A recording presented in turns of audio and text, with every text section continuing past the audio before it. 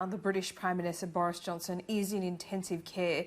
He is suffering from persistent coronavirus symptoms. Live now to CNN reporter Bianca Nobilo. She's in London for us. Bianca, thank you for your time. This is certainly concerning and there has been rapid developments in the last couple of hours. Can you tell us what you've learned recently? Yes, the speed of the developments is one of the most concerning aspects of this. So just to take you back, the Prime Minister was admitted to hospital, St Thomas's Hospital in London at 8 p.m. last night local time, so just over 24 hours ago. He was admitted because he'd been suffering from coronavirus symptoms for the last 10 days since testing positive. His symptoms were a fever and a cough. He was in hospital last night for what he called routine tests.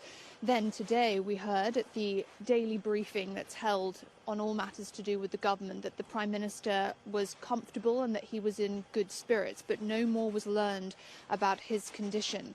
Then, about 2 hours ago, it was announced by Number 10 that the Prime Minister had been moved to the ICU, the intensive care unit at 7 p.m. local time. That was on the advice of his doctors. Now, in the statement, they called it a precautionary measure because he needed to be in a location where he could get ventilator support if he needed it. But it's important to underscore that at this time we understand that he doesn't need it. That's not the type of support that he's getting, but he clearly does need more intensive care.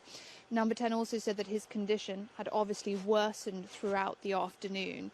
Now, we haven't seen the Prime Minister in person since Thursday when he emerged from the steps of Downing Street to clap and lend support to the National Health Service in Britain. He was looking objectively ill, and since then he's only released a couple of videos on his Twitter, but the fact that his symptoms have persisted and now have deteriorated over this day is deeply concerning. So we await updates on his condition. He has very unique public and personal circumstances as well, Bianca. His girlfriend is pregnant. She contracted the virus, and also he's the Prime Minister of one of the largest democracies in the world. So who is taking over and how is his partner? All very important questions. Let's start with the personal aspects. First of all, Boris Johnson is somebody who doesn't like to talk about his personal life, which is why today at the media briefing, the press was so keen to try and get details about his condition because we felt like we weren't grasping exactly what kind of state he was in. And it does look, in fact, that he was more sick than Downing Street initially let on. Now, his fiance, who is pregnant, expecting a child in early summer, Carrie Symonds, has been kept away from the Prime Minister for the last 11 days. That's because as soon as the Prime Minister tested positive for COVID-19, she relocated away from Number 10 Downing Street to another property they have in London. Carrie Symonds then announced on Saturday that she'd been suffering from coronavirus symptoms for the last week. She said that she'd been in bed. She hadn't been tested for the virus because she said she didn't need to be. She also said that she felt stronger and on the mend. Now, of course, anxious for any family in this situation because she will not be able to see the Prime Minister and will not be able to get the level of update that I'm sure somebody in that condition would desire.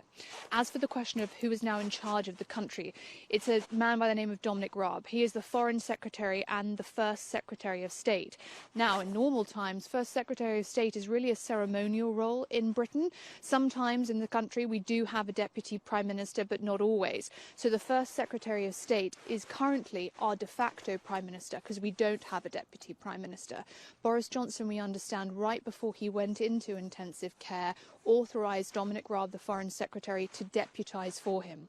We then saw Dominic Raab make a very brief statement in the last hour about the Prime Minister's condition and just saying how important it was that the country pulls together to get through this. So that is the situation that the country is now in. Dominic Raab at the helm, taking the kind of hour-by-hour decisions that are going to define how well Britain responds to this outbreak.